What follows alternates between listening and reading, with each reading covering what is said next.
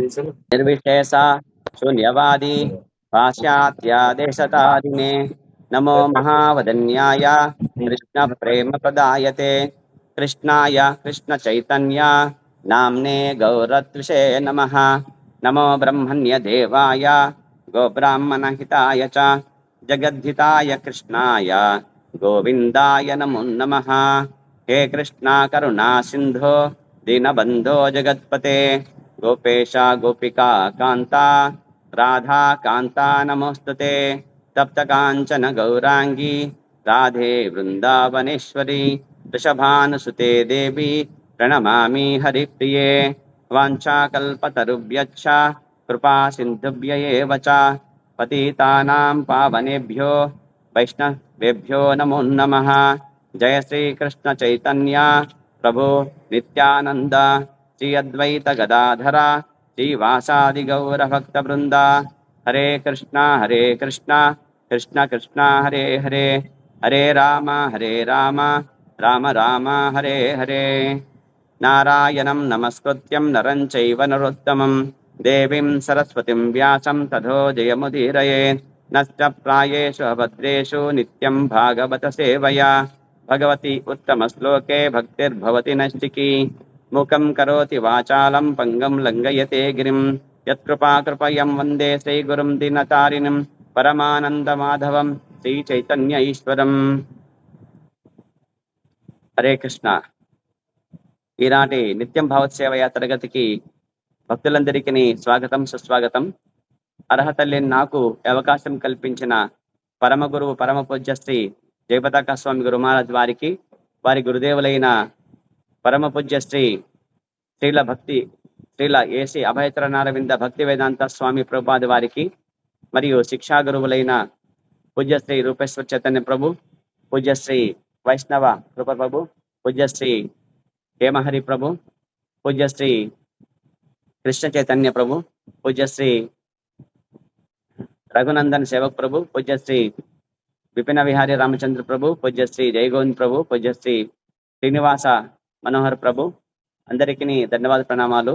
వైష్ణవులందరికీ ధన్యవాద ప్రణామాలు। ఈరోజు మనము శ్రీమద్ భాగవతము లో 10 అధ్యాయములు పూర్తి అయినాయి। ఇక 10వ అధ్యాయంలో 9 శ్లోకాలు పూర్తి అయినాయి। ఇక 10వ శ్లోకము ఇప్పుడు ఈరోజు మనము చర్చించుకోవాలి। హరే కృష్ణ।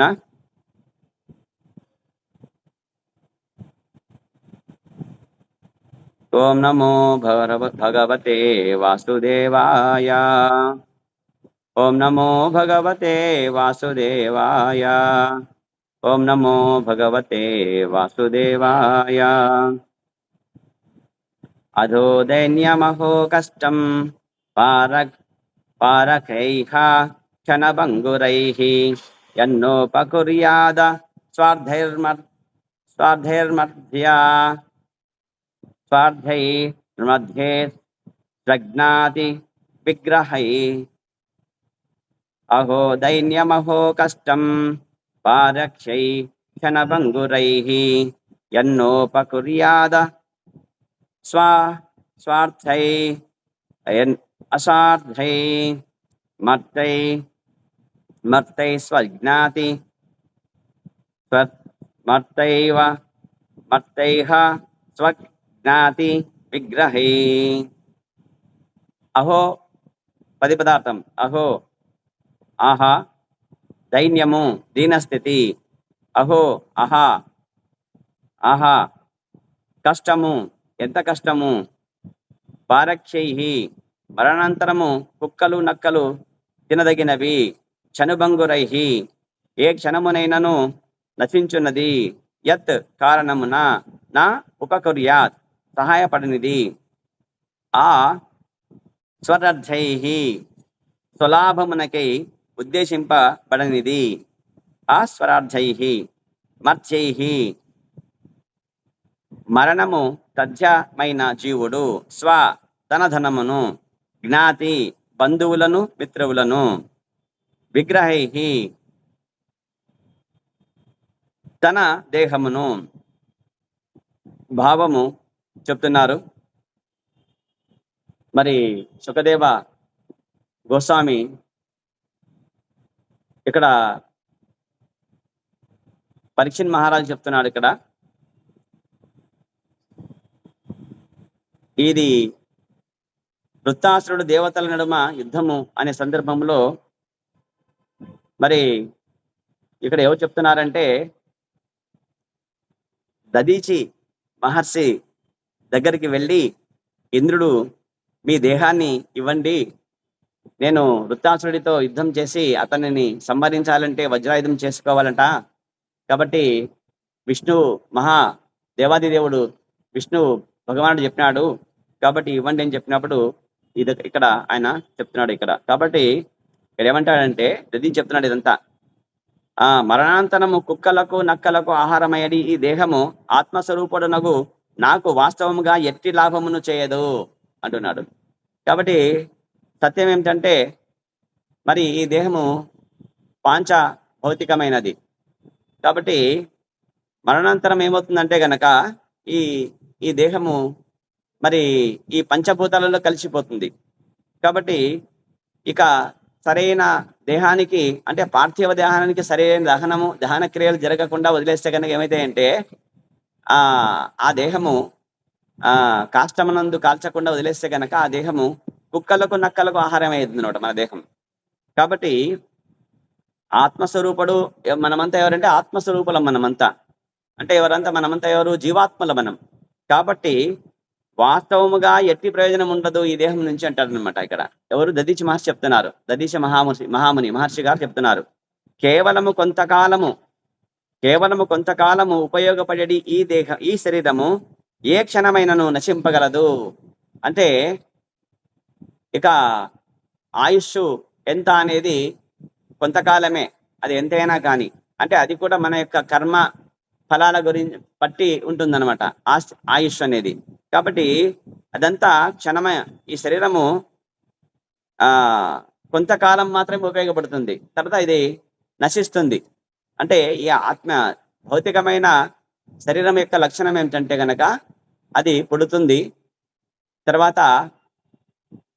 తర్వాత పెరుగుతుంది, పెరిగినాక మళ్ళీ ప్రకృతి ధర్మంగా వచ్చేసి ఉత్పత్తి చేస్తుంది, తర్వాత క్షీణిస్తుంది, కాలక్రమేణ క్షీణము.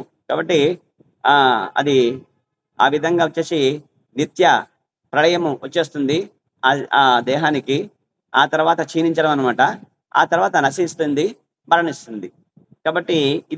కాబట్టి ఈ శరీరము క్షణమైనను ఏ క్షణమైనను ఇది కొంతకాలం మాత్రమే ఉపయోగపడుతుంది. ఈ దేహము శరీరము ఏ క్షణమైనా నశింపగలదు. ఎప్పుడు నశిస్తుందో చెప్పలేము మనం. కాబట్టి ఏ క్షణమైనా నశించవచ్చు. దేహమును దానికి సంబంధించిన సంపత్తులను బంధువులను ఇతరుల లాభము కొరకై వినియోగించవలెను. కాబట్టి అశాశ్వతమైన ఇట్టి దేహము మనం ఏం చేయాలంటే ఈ దేహాన్ని దానికి సంబంధించిన సంపత్తులు, ఈ దేహము మరి ఎవరిచ్చారంటే అమ్మ నాన్నలు ఇచ్చారు. మరి దానికి సంబంధించిన సంపత్తులు ఎవరిచ్చారంటే, ఆస్తిపాస్తులు ఎవరిచ్చారంటే పితృదేవతలు. పిత్రార్జితమైన సంపద ఏదైతే ఉందో ఈ సంపత్తులు అన్నిటినీ ఎవరి కోసం ఉపయోగించాలంటే బంధువులను ఇతరుల లాభం కొరకై వినియోగించాలి. అంటే భగవంతుడి సేవలోన, భగవంతుడి భక్తుల కోసము, బంధువుల కోసము. బంధువులు అంటే ఎవరు? భార్య బిడ్డలు కూడా వస్తారనమాట. కాబట్టి ఆ విధంగా వాళ్ళ కోసము వినియోగించవలెను, లేనిచో అవి దుఃఖ కారణములే యగును. కాబట్టి సొంతంగా నేనే అనుభవించాలా, నేను ఎవరికి పెట్టను, ఇవ్వను, ఎవరు నేను చూడను, నేనే ఉండాలి అని ఎవరైతే అనుకుంటారో అటువంటి వారికి ఇది దుఃఖాన్ని ఇస్తుంది తప్ప మరి ఆత్మసంతృప్తి ఇవ్వదు. కాబట్టి ఆ విధంగా దానం చేసినప్పుడు మాత్రమే మనసు పవిత్రమైపోయి కొంతైనా మనకు సంతృప్తికరంగా ఉంటుంది అని చెప్పేసి ఇక్కడ చెప్తున్నారు దదీచి మహర్షి గారు. కాబట్టి మన యొక్క శరీరము పరోపకారం ఇదం శరీరం అని చెప్పేసి మరి ఒక పెద్దలు చెప్పిన మాట ఉంది. కాబట్టి ఆ పెద్దలు చెప్పిన మాట సద్దిమూట అని చెప్పేసి అంటారు. కాబట్టి ఆ విధంగా శాస్త్రము మరి ఆ ఆచార్యులు గురువులు చెప్పినది ప్రకారంగా వచ్చేసి ఆ విధంగా మనకు సంబంధించిన మన శరీరము, తర్వాత మనకు సంబంధించిన ఈ శరీరం దేహానికి సంబంధించిన సంపత్తులు ఏవైతే ఉన్నాయో పరలోకరకు ఉపయోగం అంటే వాళ్ళ ఉపకారార్థం, వాళ్ళ ప్రయోజనం కొరకే ఉపయోగించాలి అంతే. ఆ విధంగా చేయడం అనేది ధర్మం అంటాడు. అప్పుడు దుఃఖం ఉండదు అని చెప్పేసి అంటారు ఇక్కడ. ఆ విధంగా ఇక భాష్యం ప్రభావం చెప్తున్నారు. ఇటువంటి ఉపదేశమే భాగవతంలో 10వ స్కందము 22వ అధ్యాయము 35 శ్లోకము నందు ఇంకొక చోట వసకబడినది అంటాడు. ఏతావజ్జన్మ సాఫల్యం దేహినామిహ దేహిషు ప్రాణైర్దర్థైర్ధియా వాచా శ్రేయ ఆచరణం సదా. తన ప్రాణము, ధనము, బుద్ధి, వాక్కులతో పరోపకరముగు కార్యముల నొనర్చుట ప్రతి జీవుని కర్తవ్యము. మానవ జీవన కార్యమిదియే. తన దేహమును, తన బంధుమిత్రుల దేహములను తన దేహమును, తన బంధుమిత్రుల దేహములను, సంపదలను ఇతరుల లాభము కొరకై వినియోగించవలెను. శ్రీ చైతన్య మహాప్రభు వారి కార్యం ఇదియే. ఆ కార్యము ఏదంటే ఈ విషయం చైతన్య చరితామృతం నందు ఆదిలీల 9వ అధ్యాయం 41 శ్లోకం నందు ఇట్లు తెలుపబడినది. భారత భూమితే హైలా మనుష్య జన్మయార జన్మ సార్థక కరికర ఉపకార పరోపకార. చైతన్య మహాప్రభు చెప్తున్నాడు, భారత భూమి యందు మనుష్య జన్మను బడిసిన వాడు జన్మ సార్థకము చేసుకొని పరోపకారము చేయవలెను. హరిబోల్. చైతన్య మహాప్రభు ఇక్కడ మనకు బోధిస్తున్నాడు. ఆయన చైతన్య చరితామృతం ఆదిలీలలో చెప్పినాడు, భారత భూమితే హైల మనుష్య జన్మ యార జన్మ సార్థక కర పర ఉపకార చేయాలి. ఏం చేయాలి? పరోపకారం చేయాలి. ఈ భారతదేశంలో తీసుకున్న దేహం తీసుకున్న ప్రతి ఒక్కళ్ళు పరోపకారమర్థమై ఉన్నారు అని చెప్తున్నారు ఇక్కడ చైతన్య మహాప్రభు. కాబట్టి ఉపకుర్యాత్ అన్న పదమునకు పరోపకారమని అర్థము. కాబట్టి ఇక్కడ ఉపకుర్యాత్ అని చెప్పేసి చెప్పాడు. కాబట్టి దానిక ఇతరులకు సేవ చేయాలి, సహాయపడుట అని అర్థం అనమాట. ఇతరులకు సహాయపడుటకై మానవ సంఘమున పలు సంఘములు ఉన్నవి. ప్రభుపాదులు చెప్తున్నారు, ఇతరుల కోసం సహాయం చేసుకున్న అనాథ శరణాలయాలు ఉన్నాయి, అంటే బాలల శరణాలయాలు ఉన్నాయి, తర్వాత వృద్ధాశ్రమాలు ఉన్నాయి. కాబట్టి ఇట్లా మానవ సంఘాలు చాలా ఉన్నాయి అంటున్నారు అనమాట. కాబట్టి ఇతరులకు ఏ విధముగా సహాయపడవలెనో పరోపకారులకు తెలియనందున వారి పరోపకారార్థము ప్రభావరహితమై అగుచున్నది. కానీ ప్రభుపాదులు చెప్తున్నారు, ఇటువంటి భౌతికమైన కార్యములు అంత ఉపయోగకరంగా ఉండవు, ప్రభావరహితంగా ఉంటాయి, ప్రభావవంతంగా ఉండవు, ప్రభావరహితంగా ఉంటాయి అంటారు ప్రభుపాదులు. దేన్ని బట్టి ఈ సంపదలు, ఈ కార్యములు మరి పరోపకారం అంటే ఏంటంటే గనక భగవంతుని ప్రసన్నుని చేయుటకై శ్రేయ ఆచరణం జీవితం యొక్క చరమ లక్ష్యమని వారెరుగరు. కాబట్టి మనము ఎవరికి సేవ చేయాలి అంటే పరోపకారం ఇదం శరీరం. భౌతికంగా చేసిన ఈ సేవ ఏదైతే ఉందో దానివల్ల మనకు సుకృతి ఉండదు. ఏది ఉంటుందంటే పుణ్యం లభిస్తుంది. కాబట్టి పుణ్యము కంటే శ్రేయం ఏదంటే గనక భగవంతుడి యొక్క సేవ చేయడం వల్ల వచ్చేది సుకృతి.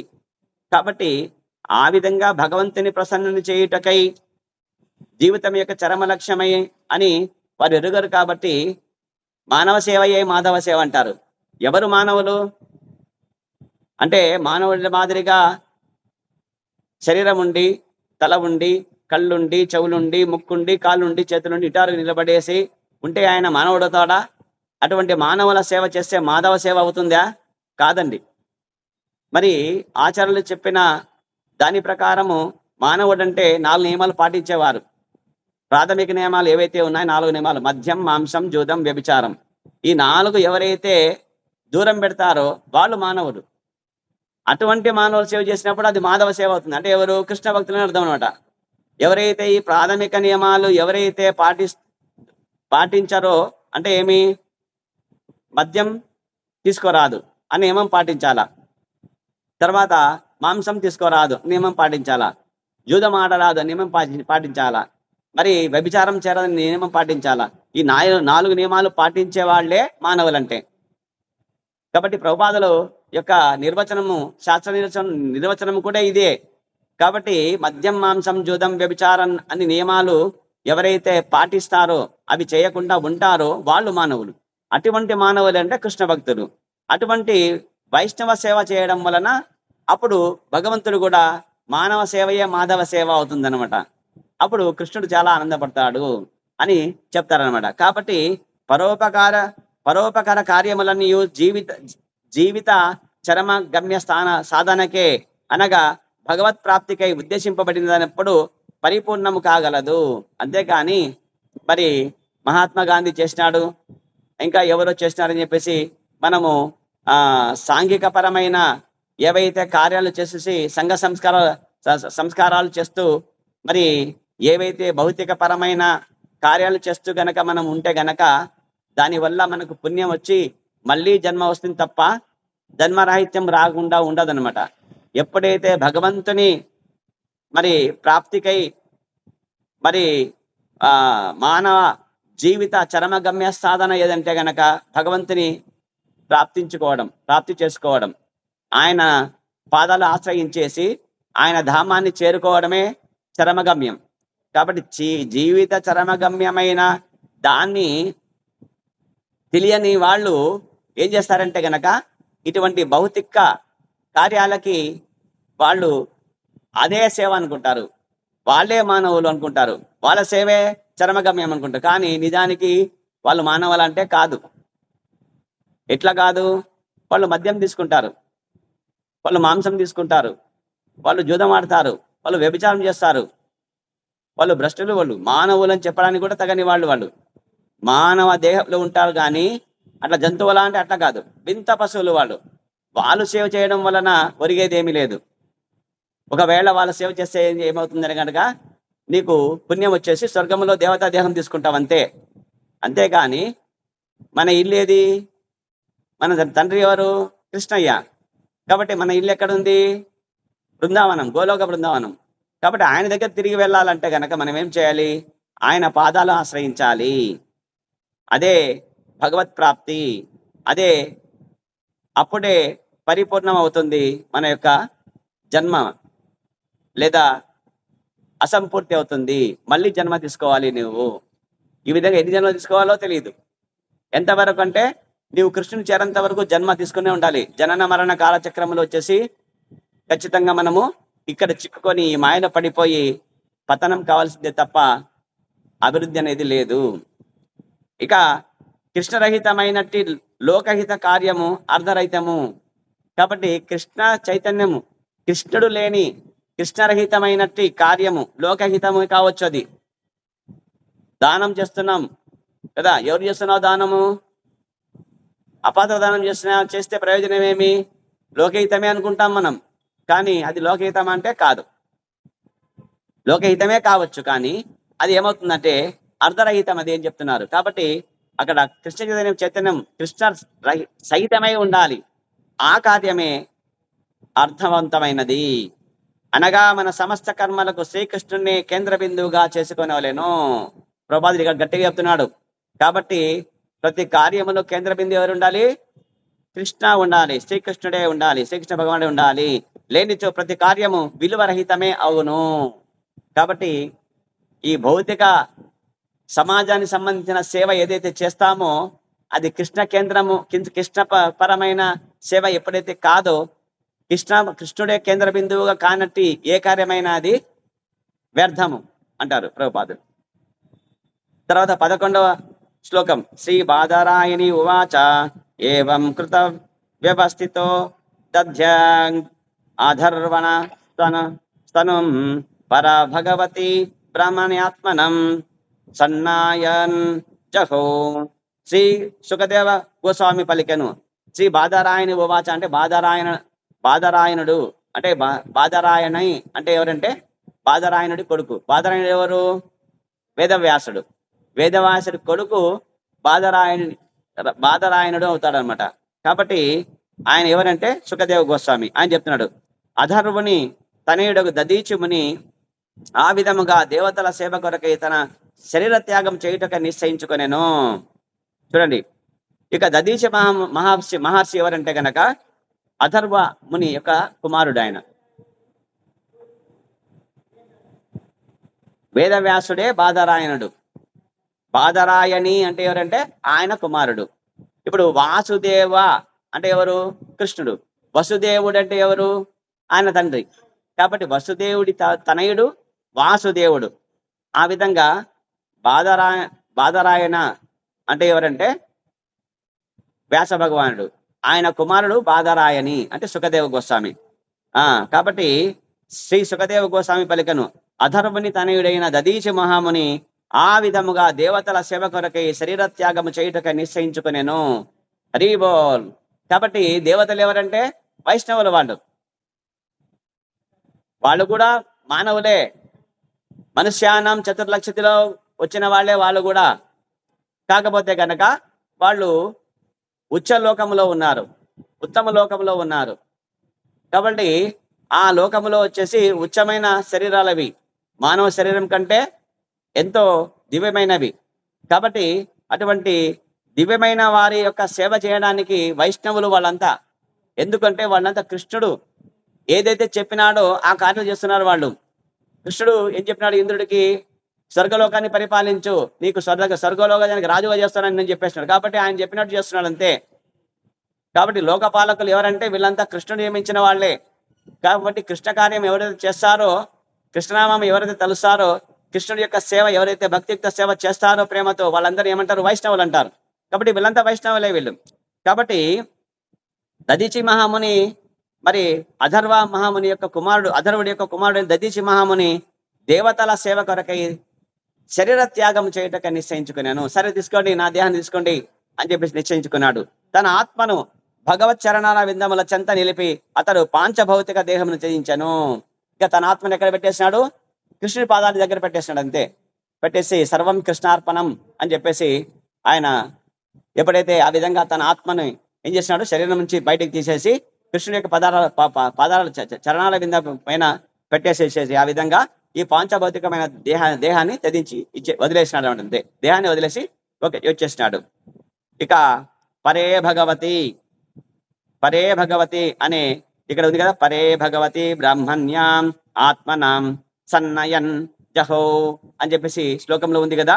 కాబట్టి పరే భగవతి బ్రాహ్మణ్యాత్మనం సన్నయన్ అను పద సమూహముచే సూచింపబడినట్లు దదీశముని తనను ఆత్మస్వరూపినిగా భగవత్ చరణార విందముల చెంత నిలుపుకొనెను. కాబట్టి మనమంతా ఎవరంటే జీవాత్మలు, ఆత్మస్వరూపులం మనం. కాబట్టి మనం ఈ దేహం కాదు అని ఆ విధంగా ఆయన ఆ విధంగా భావన ఆయన తెలుసు కాబట్టి ఆ విధంగా ఆయన ఏం చేశాడు? తన యొక్క దేహాన్ని వదిలేసి తన యొక్క ఆత్మని భగవంతుడి యొక్క చరణాల దగ్గరికి పెట్టేసుకున్నాడు, నిల్చున్నాడు. ఆయన అక్కడ కొలువైనాడు. ఈ సందర్భమున ధృతరాష్ట్రుని దేహత్యాగ వృత్తాంతమును మనము ఒక మారు చర్చించవచ్చును. ప్రభావం చెప్తున్నారు.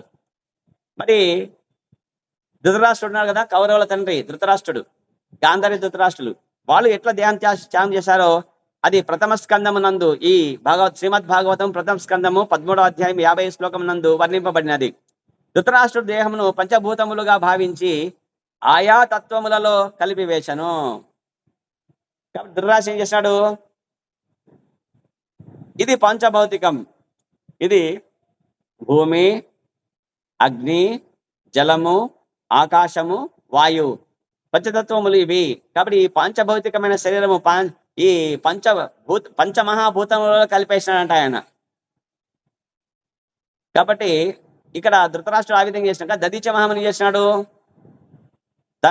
నేను జీవాత్మనని భావించినాడు. ఈ దేహం నేను కాదని, ఈ పాంచభౌతికమైన శరీరం నేనని భావించింది ఎవరు? ధృతరాష్ట్రుడు. నేను ఈ పాంచభౌతికమైన శరీరం కాదని భావించింది ఎవరు? దదీచ మహాముని. అందుకే నేను ఆత్మస్వరూపుడని భావించేసి ఆత్మ బయటకు వచ్చేస్తుంది అంతే, శరీరం వదిలేసి కృష్ణుడి యొక్క పాదాల దగ్గర ఆయన ఉండిపోయినాడు జీవాత్మ, ఆత్మస్వరూపుడు కాబట్టి. కాబట్టి అనగా ఆ పంచభూతములను అతడు మూలమగు మహాతత్వములలో లయము చేశాను. కాబట్టి పంచభూతములకు మూలమయ్యేది ఏదంటే మహత్తత్వము. మహత్తత్వం ఏదైతే ఉందో ఈ మబ్బుతోనక ఈ భగవంతుడి యొక్క సృష్టిలో వచ్చేసి మహత్తత్వం అని వచ్చి ఒక చీకటి మబ్బుతోనక ఉంది. ఆ ప్రాంతంలో వచ్చేసి ఈ పంచమహాభూతములతో 24 తత్వాలతో ఏర్పడే ఈ ఏదైతే ఉంది భౌతిక జగత్తులు ఇక్కడ ఏర్పడతాయి. కాబట్టి అక్కడంతా ఆ విధంగా వచ్చేసి ఆ మహాతత్వములో ఆ పంచ మహాభూతాలని లయం చేసేసినాడు.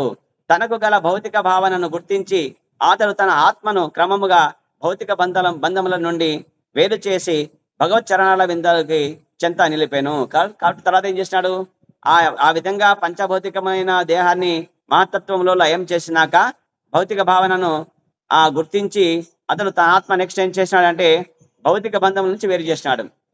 భౌతిక బంధం వేరు చేసి మళ్ళీ భగవంతుడి యొక్క చరణాల విందాల దగ్గరికి వెళ్ళిపేసినాడు. ఎవరు? ఈ ధృతరాష్ట్రుడు. కాబట్టి భౌతిక బంధం నుండి వేరుపరచి భగవత్ చరణాల విందముల చెంత నిలిపాను. ఘటము బ్రద్దలైనప్పుడు చిన్నదగు ఘటాకాశము సువిశాలమగు ఆకాశములో కలిసేడి ఉపమానము శ్రీమద్ భాగవతం నందు ఈ సందర్భంన వసగబడినది.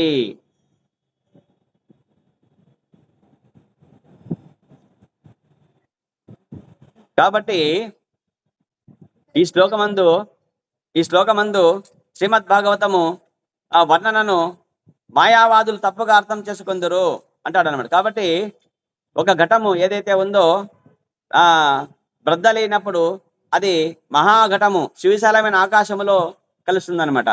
ఆ విధంగా వచ్చేసి ఇక్కడ చెప్పిన ఆ ఉపమానం ప్రకారము శ్రీమద్ భాగవతం నందు ఈ సందర్భము వసగబడినది అని చెప్పి చెప్తున్నాడు ఇక్కడ. కాబట్టి శ్రీమద్ భాగవతం నందు వర్ణనను మాయావాదులు తప్పుగా అర్థం చేసుకుందరు. కనుకనే శ్రీ రామానుజ స్వామి తమ గ్రంథమందు వేదాంత తత్వసారము నందు ఆత్మ యొక్క విలీనమును గూర్చి వివరించిరి. దాని భావం ఏమనగా భూమి, జలము, అగ్ని, వాయువు, ఆకాశము, మిథ్యాహంకారము, మనస్సు, బుద్ధి అనేది 8 తత్వములచే తయారైనట్టి భౌతిక దేహము నుండి తనను వేరుపరుచుకొని నా పిమ్మట వ్యక్తిగతాత్మ భగవంతుని చరణ సచ్చిదానంద విగ్రహ రూపమును ఈశ్వర పరమః కృష్ణ సచ్చిదానంద విగ్రహ అనాదిరాది గోవింద సర్వకారణ కారణం అని ఆ విధంగా సేవించును. కాబట్టి పరమాత్మను సేవించాలి. ఎవరు సేవించాలి? వ్యక్తిగత ఆత్మ. మనమంతా వ్యక్తిగత ఆత్మలు. మీదొక ఆత్మ, నాదొక ఆత్మ, మీ ఆత్మ అన్నీ ఒకటే కాదు, ఆత్మలు అనేకములు. పరమాత్మ ఒకరే. ఆయన యొక్క అంశాలన్నీ ఆత్మలు. అవి వ్యక్తిగతములు అంటాడు, ఇండివిజువల్ సోల్స్ అని చెప్పి అంటారు అన్నమాట. కాబట్టి ఆ విధంగా వచ్చేసి మరి శ్రీమద్ రామానుజాచార్యులు చెప్పినారు. ఆయన గ్రంథంలో వచ్చేసి ఆత్మైక విలీనం గురించి వివరించాడు. ఆ గ్రంథం పేరు వేదాంత తత్వసారము. ఆ గ్రంథం పేరు ఏం పేరు? వేదాంత తత్వసారం. అందులో ఏం చేసినాడంటే దాని యొక్క ఆయన భావన ఏమనగా అంటే పంచభౌతికమైన దేహం ఏదైతే ఉందో మరి ఈ పంచభౌతికమైన మీ 5 ఉన్నాయి. ఏంటివి? భూమి, జలము, అగ్ని, వాయువు, ఆకాశం 5. ఆ తర్వాత అహంకారం, తర్వాత మనో, బుద్ధి, అహంకారములు. ఇవి 3. ఎన్నివి? 3. ఇవి కూడా మరి ఈ సూక్ష్మదేహానికి సంబంధించినటువంటివి అన్ని. కాబట్టి మనోబుద్ధి అహంకారములని ఏవైతే ఉన్నాయో ఇవి మొత్తం కలిసి 5, 3, 8. ఈ 8 తత్వాల నుంచి తయారైనట్టి ఈ భౌతిక దేహం ఇది. కాబట్టి ఇవన్నీ 8 తత్వాలేని భౌతికపరమైనవే. ఈ దేహం నుంచి తనను వేరుపరుచుకున్నాడు ఆయన. ఎవరు?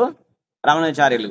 కాబట్టి ఆ విధంగా కాబట్టి తను సచ్చిదానంద స్వరూపుడైన భగవంతుడి యొక్క అంశాలు మనం కూడా, మన ఆత్మ కూడా శాశ్వతమైనది. సచ్చిత్ ఆనంద స్వరూపము ఆత్మ కూడా. భగవంతుడి యొక్క సచ్చిదానంద స్వరూపుడైన భగవంతుడి యొక్క అంశయే, అందులోని ఒక చిన్న తునక మనము. కాబట్టి సముద్రం అంతా పరమాత్మ కృష్ణుడైతే గనక మనం సముద్రంలో నీటి బిందువులు మనము. కాబట్టి సముద్రంలో ఉండే నీరు మొత్తము ఏ విధంగా ఉప్పుగా ఉంటాయో మనము కూడా అదే గుణము, అంటే సముద్రపు నీటి బిందువు కూడా ఉప్పగానే ఉంటుంది. కానీ పరిమాణములో పెద్దగా ఉండేది సముద్రము, చిన్నగా ఉండేది నీటి బిందువు. కాబట్టి ఆ విధంగా వచ్చేసి మనము భగవంతుడి యొక్క అంశలు, మనం జీవాత్మలు మనం. కాబట్టి సచ్చిదానంద స్వరూపాలు మనము కూడా. కాబట్టి మనం సచ్చిదానంద స్వరూపుడైన భగవంతుని మనము చేరుకోవాలి అని చెప్పారు. కాబట్టి భౌతిక దేహం పంచభూతములలో లయించగా విశుద్ధాత్మ తన స్వరూపమును పడియును. ఇప్పుడు మనం ఎక్కడున్నామంటే మనమంతా జీవాత్మలే. మనం ఎక్కడున్నాం? ఒక దేహంలో ఉన్నాం. కాబట్టి ఈ దేహం నేను అనుకుంటున్నాం మనం. ఈ దేహ అంటే దేహ భావన, దేహాత్మ భావనలో ఉన్నాం మనం. జీవాత్మ భావనలో లే మనము. దేహ ఆత్మ, ఆత్మ అంటే నేను దేహాన్ని, దేహాత్మ భావన. ఆ భావన ఏంటంటే ఎటువంటి భావన అంటే దేహము, ఆత్మ అంటే నేను. ఆత్మ అనే పదానికి అర్థం నేను కూడా అర్థం అనమాట. నేనెవరు అంటే నేను దేహాన్ని అనుకుంటాం. కాబట్టి దేహాత్మ భావన అట్లా కాదు. మనం ఎవరు యాక్చువల్గా అయితే జీవాత్మ భావన, నేను ఒక జీవుణ్ణి అనే భావన ఉండాలి. కాబట్టి నేను పంచభౌతికమైన పరమైన వాటిని కాదు, ఈ పంచభౌతిక పరమైన ఒక దేహాన్ని తీసుకున్నాను, దాంట్లో ఉన్నా అంతే నేను. కాబట్టి నేను విడిపడాలా అని చెప్పి అంటాడు అనమాట. ఆ విధంగా విడిపడిపోయినారనమాట. కాబట్టి ఆ విధంగా విడిపోతాం. విడిపోయి ఆ భౌతిక దేహము పంచభూతములలో లయించగా విశుద్ధాత్మ తన స్వరూపమును బయటకు వచ్చేస్తుంది అంతే. ఎప్పుడైతే జీవుడు బయటకు వచ్చేస్తాడో తన విశుద్ధ స్వరూపాన్ని పొందుతాడు. కాబట్టి ఆ విధంగా చేస్తాడని చెప్పి చెప్తారు. కాబట్టి శ్రీ చైతన్య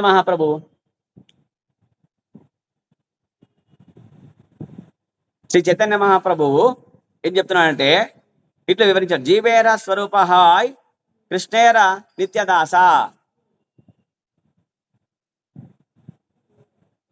ఏం చెప్పినాడు చైతన్య మహాప్రభు?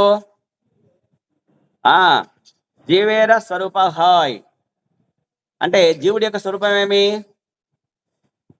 కృష్ణేర నిత్యదాస, కృష్ణుడి యొక్క నిత్యదాసుడు జీవుడు. నీవెవరు? ఏ కృష్ణ, నీవెవరు?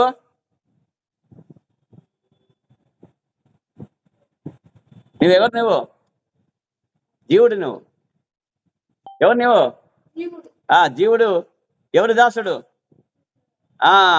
జీవేర హోయ్, జీవేర స్వరూప హోయ్ కృష్ణేర నిత్యదాస అంటే జీవుడు శ్రీకృష్ణుడు నిత్యదాసుడు, అదియే అతని స్వరూపము. కాబట్టి జీవుడి యొక్క స్వరూపం ఏమి?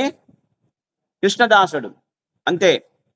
ఆధ్యాత్మిక జ్ఞాన సముపార్జన చేతను, భక్తి చేతను మనిషి భౌతిక దేహ భావనను దాటినంతటా తన నిజస్థితిని జాగృతపరుచుకొని కృష్ణ సేవలో నిత్యులగును. కాబట్టి ఎవరైతే నేను దేహాన్ని అని దేహాత్మ భావన కలిగిన వాడు కృష్ణుడి యొక్క భక్తులు అవుతాడంటే కాడు. ఆ దేహాత్మ భావన లేనివాడు మాత్రమే కృష్ణ భక్తులు అవుతాడు. అదే చెప్తున్నాడు. కాబట్టి భక్తి చేతను మనిషి భౌతిక దేహ భావనను దాటినంతటా, కాబట్టి భక్తి చేసి ఏం చేయాలా? ఆధ్యాత్మిక జ్ఞానము సముపార్జన చేయాలా. అంటే ఆధ్యాత్మిక జ్ఞానము పొందాలా, బాగా శాస్త్రం చదవాలా, గీత చదవాలా, ఏం చదవాలా? భగవద్గీత చదవాలా, భాగవతం చదవాలా. ఇటువంటి ఆధ్యాత్మిక జ్ఞానాన్ని సముపార్జన చేసుకోవాలి. తర్వాత భక్తి చేయాలి. రెండు చేసినప్పుడు మాత్రమే మనిషి భౌతిక భావన నుంచి దాటి బయటకు వచ్చేస్తాడు, తన నిజస్థితిని జాగృతం చేసుకుంటాడు, కృష్ణ సేవల నిత్యుడగును అని చెప్పేసి ఇక్కడ. కాబట్టి ఆ విధంగా వచ్చేసి ఆధ్యాత్మిక జ్ఞానము భక్తి చేసినప్పుడు మాత్రమే మనము భౌతిక దేహ భావనని దాటగలము. మనం ఏమిటో, మన సత్యమేమో అప్పుడు తెలుసుకుంటాము. అప్పుడు మన యొక్క నిజస్థితి ఆ విధంగా జాగృతం చేసుకుంటామో అప్పుడు కృష్ణ సేవలోనికి వచ్చేస్తాం. ఆ విధంగా వీరంతా ఇప్పుడు వచ్చినారు అనమాట. ఓకే, కృష్ణ సేవలోనికి వచ్చినారు. ఆ తర్వాత 12వ శ్లోకం. ఇక దదీచిముని తన ఇంద్రియములను ప్రాణమును మనస్సును బుద్ధిని నియమించి సమాధి మగ్నుడై సమస్త బంధములను తెంచుకొనేను. ఆ విధంగా అతడు భౌతిక దేహం తన నుండి ఎట్లు వేరయ్యను ఎరుగుదలకపోయాను. ఆ విధంగా అతడు భౌతిక దేహం నుండి తను ఎట్లు వేరేయను ఎరుగజాలకపోయాను. కాబట్టి ఈ విధంగా ఆయన చేసినాడంటే తన ఇంద్రియాలని, ప్రాణమును, మనస్సును, బుద్ధిని నియమించినాడు. సమాధి మగ్నుడైపోయినాడు. సమస్త బంధాలను తెంచేసేసి మరి ఆ భౌతిక దేహంను వేరు చేసేసినాడు. కాబట్టి ఆ విధంగా యోగలో ఉండి ఆయన ఆ విధంగా చేశాడు.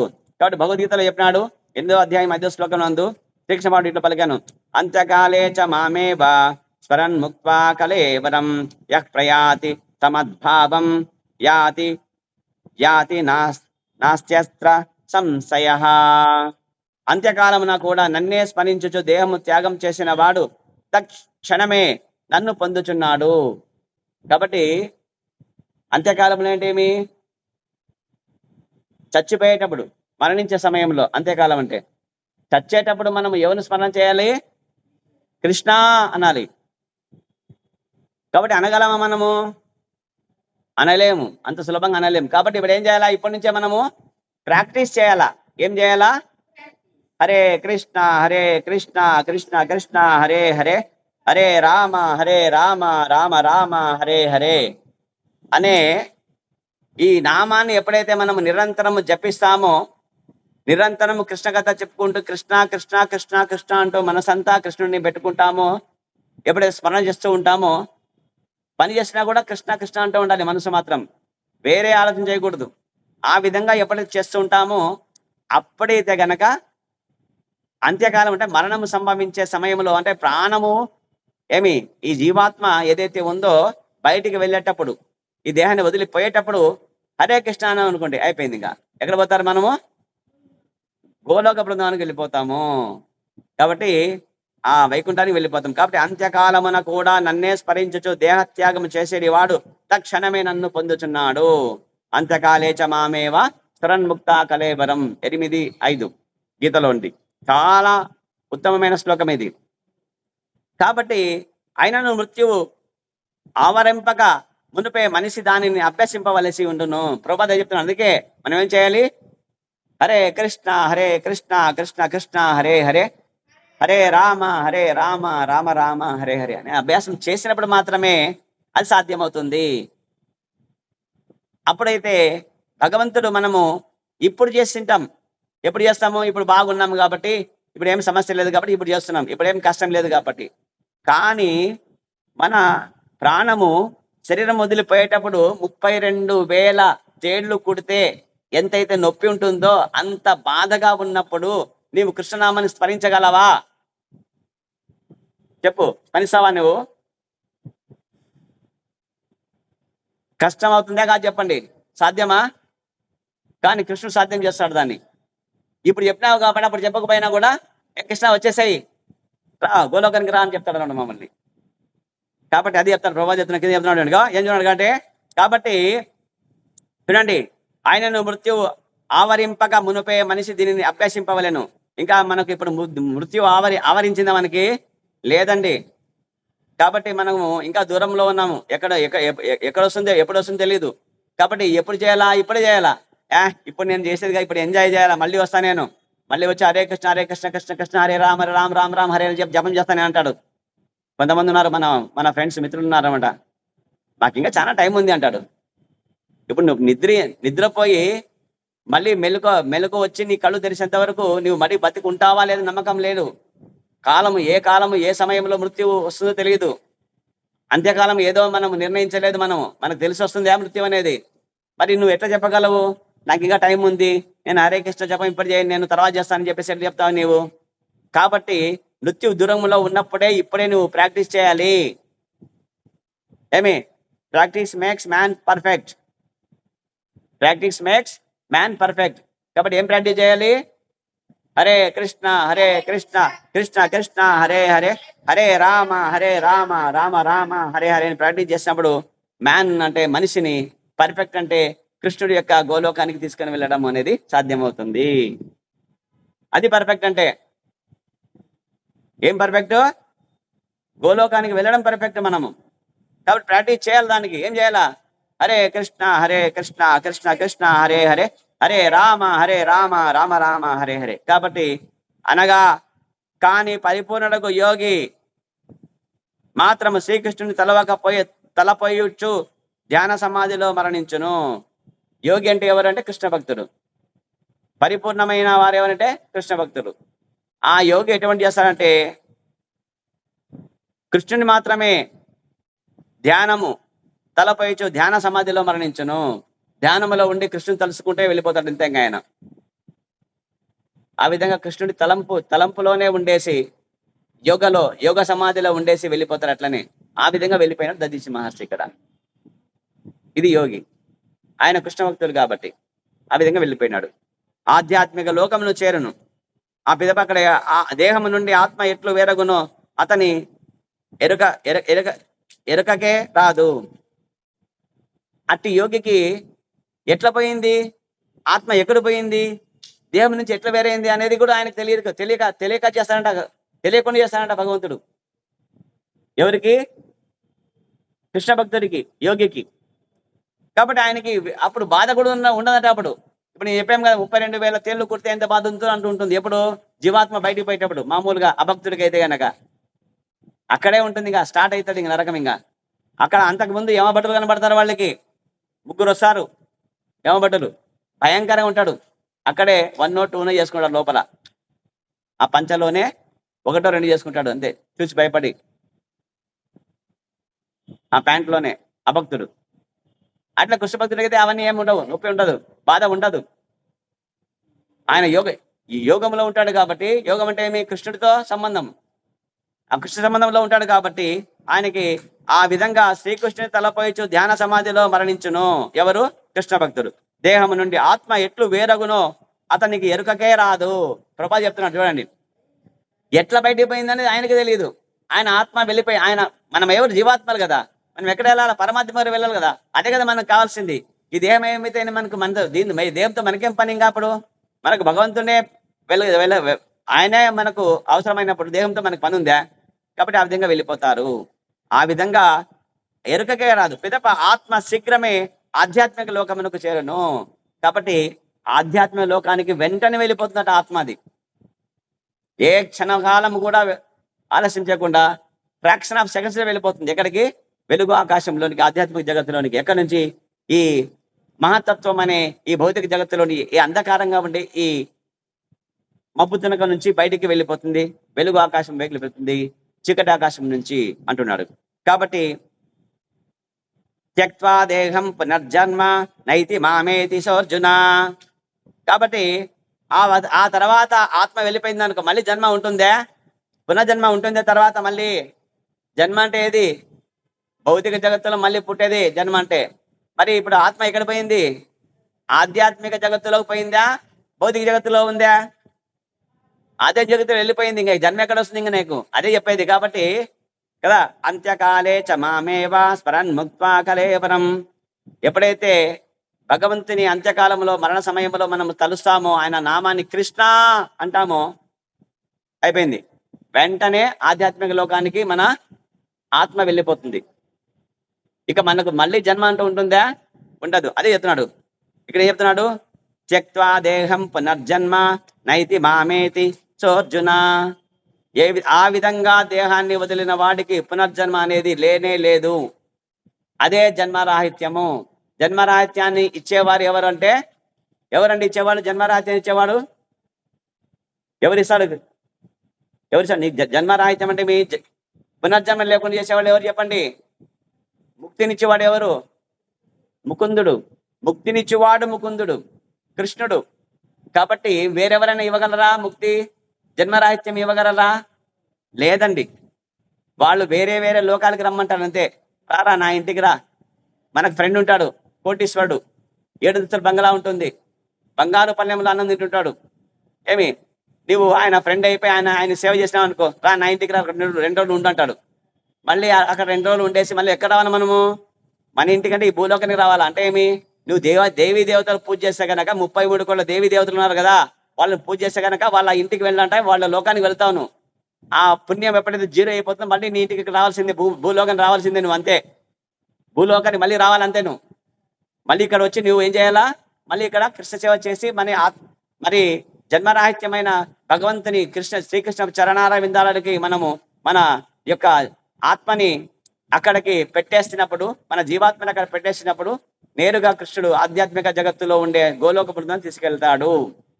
మళ్ళీ జన్మ అనేది ఉండదు. త్యక్వాదేహం పునర్జన్మ నైతి మామేతి సోర్జన అని చెప్తున్నాడు ఇక్కడ, అందుకే కృష్ణుడు. కాబట్టి ఆత్మ తిరిగి తల్లి గర్భమున ప్రవేశింపక నేరుగా భగవద్ధామానికే చేరును. లేకపోతే గనక ఆత్మ మరి వేరొక తల్లి గర్భములో ప్రవేశిస్తుంది. ఈ ఈ ఆత్మ ఇప్పుడు ఈ దేహం ఇచ్చిన తల్లి ఈ దేహానికి తల్లి ఎవరు? ఇప్పుడు లక్ష్మీబాయి. ఈ దేహానికి తండ్రి ఎవరు? బడెఖాన్ రావు కదా. ఈ దేహం వాళ్ళది, మనది కాదు, నాది కాదు. ఈ దేహంలో ఉన్నాను నేనెవరు? నేను జీవాత్మ. నేను ఇప్పుడు నాకు నా టైం అయిపోయింది. ఇప్పుడు నేను హరే కృష్ణ హరే కృష్ణ కృష్ణ కృష్ణ హరే హరే, హరే రామ రామ రామ హరే హరే అంటే గనక ఈ ప్రాక్టీస్ చేయడం వలన ఏమి అంత్యకాలే చమామేవా శరణ్ముక్త కలయవరం, నన్ను స్మరించిన వారు ఎవరైతే ఉన్నారో వాళ్ళు నా లోకానికి వస్తారని చెప్పినట్టు నేను కృష్ణ అన్నాను అనుకో, అప్పుడు ఆధ్యాత్మిక జగత్తులో ఉండే గోలోక బృందానికి వెళ్ళిపోతా. నేను అనలేదనుకో ఏమవుతా? నేను ఇప్పుడు నేను ఏమి భక్తి చేయలేదనుకో, హరే కృష్ణ మంత్రం జపం చేయలేదనుకోండి, కీర్తన చేయలేకుండి, గుడికి రాలేదనుకోండి, భగవద్గీత చదవలేదనుకోండి, భాగవతం చదవలేకుండి, నేను భౌతిక అనుకోండి, నేను భౌతిక అనుకోండి, నాకు భక్తి చేయడం అంటే నాకు ఇష్టం లేదనుకోండి, ఎంజాయ్ చేస్తాను అనుకోండి, అప్పుడు నేనేమో తెలుసా, ఈ జన్మలో ఉన్నప్పుడు నేను చేసిన పుణ్యాన్ని బట్టి పాపాన్ని బట్టి దేహం వస్తుంది. నాకు పుణ్యం చేస్తే గనక స్వర్గలోకంలో దేవతా దేహం వస్తుంది. పాపం చేస్తే గనక కోతి తల్లికి కోతి తండ్రికి ఆ కోతి తల్లి గర్భములో ఆత్మ వెళ్ళిపోతుంది. కోతి పిల్లవాడిగా పుడతా. అప్పుడు నేను ఎవరు పుడతా? నేను కోతిగా పుడతాను. నేను చేసిన కర్మ ఫలాన్ని బట్టి. లేదు, నేను కుక్కగా ఈ జీవాత్మ కుక్క తల్లి గర్భంలో ప్రవేశించేసి కుక్క కొడుకుగా పుడతాను. నేను కుక్క తల్లికి కుక్క తండ్రికి. ఏం కృష్ణ? కాబట్టి నువ్వు ఇప్పుడు ఏం చేయాలి? నువ్వు భక్తి చేయాలా. ఎవరి భక్తుడు కావాలా? నువ్వు 33 కోట్ల దేవీ దేవతల భక్తుడు కావాలనా? కృష్ణ భక్తుడు కావాలి. కృష్ణ భక్తుడైతేనే, విష్ణు భక్తుడైతేనే వైకుంఠాలకు వెళ్తాము. కృష్ణ భక్తుడైతేనే గోలోక బృందానికి వెళ్ళిపోతాము.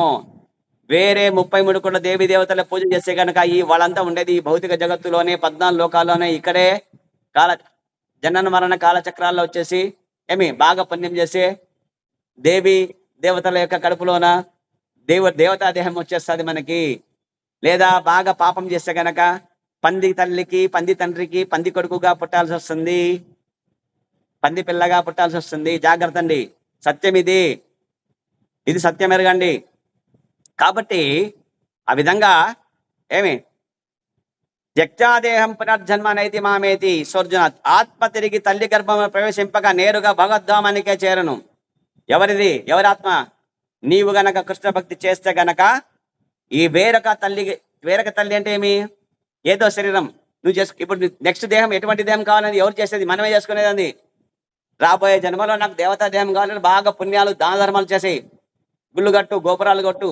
ఆ తర్వాత ఒక దేవీ దేవతలు 33 కోట్ల దేవతలు ఏదో ఒక దేవత యొక్క ఉపాసన చేస్తూ ఉండు నీవు చచ్చేంత వరకు. ఆ లోకంలో ఆ దేవతా లోకం ఏదైతుందో అక్కడ పోయి ఆ దేహం వచ్చేస్తుంది నీకు. అంతే. లేదు, నువ్వు పాపం చేసినావు అనుకో, ఈ అధో లోకాలు ఉన్నాయి కదా, అతల వితల తలాతల సతల మహాతల పాతల లోకాలు, ఆ లోకాల్లో వచ్చేసి పాము గాను, కీటకం గాను, పురుగు గాను, రాక్షసుడు గాను పుడతాం అన్నమాట. అంతే. రాక్షసుడు కాదు, ఇంకా వేరే అదో జీవులు ఉన్నాయి. ఆ దేహాలు వస్తాయి మనకి.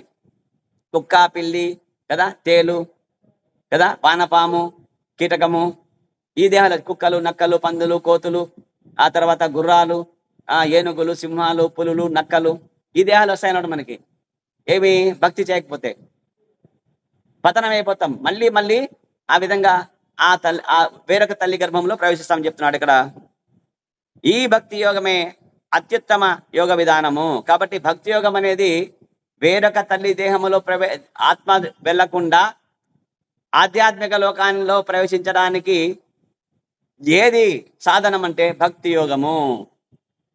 హరే కృష్ణ కృష్ణ కృష్ణ హరే హరే, హరే రామ రామ రామ హరే హరే అని భక్తి యోగం అందు ఉంటే చాలు అని చెప్పేసి చెప్పినాడు శ్రీకృష్ణ భగవానుడు. భగవద్గీత 6వ అధ్యాయం 47 శ్లోకములు చెప్పినాడు.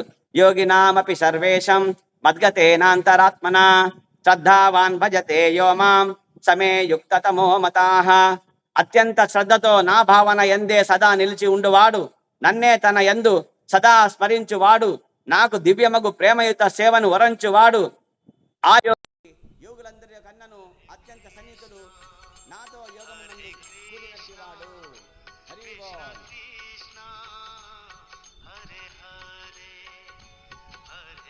కాబట్టి ఏమి ఎవరు యోగి అంటే చెప్తుంది ఇక్కడ, శ్రద్ధ అత్యంత శ్రద్ధతో సదా నా యందే నిలిచి ఉండాలి. ఏమి కృష్ణుని యందే మనం నిలిచి ఉండాలా, తన మనసును సదా కృష్ణుని యొక్క నామం స్మరించాలా. కాబట్టి నాకు దివ్యమగు ప్రేమయుత సేవ ఈ విధంగా మూడు వివరించిన వాడు అందరి యోగుల కంటే నాకు అత్యంత ప్రియుడు అని చెప్తున్నాడు.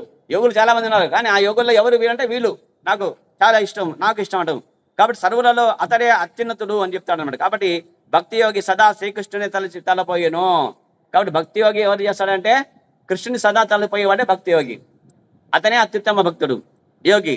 కనుక మరణ సమయమున అతడు మరణ వేదన ఏమాత్రము తెలియకుండా అతి సులభంగా కృష్ణలోకములు చేరుకున్నాను. దధీచి మహర్షి కూడా అట్లా చేరినాడు. హరే కృష్ణ. మరణ సమయంలో ఎటువంటి బాధ లేకుండా నీవు భగవంతుని చేరాలంటే కనుక, కృష్ణలోకం చేరాలంటే కనుక మనం ఏం చేయాలి? మరణ వేదన ఏమి లేకుండా చేరాలంటే ఏం చేయాలి? మనము కృష్ణ భక్తుడు కావాలి. హరే కృష్ణ హరే కృష్ణ కృష్ణ కృష్ణ హరే హరే, హరే రామ రామ రామ హరే హరే. హరే కృష్ణ.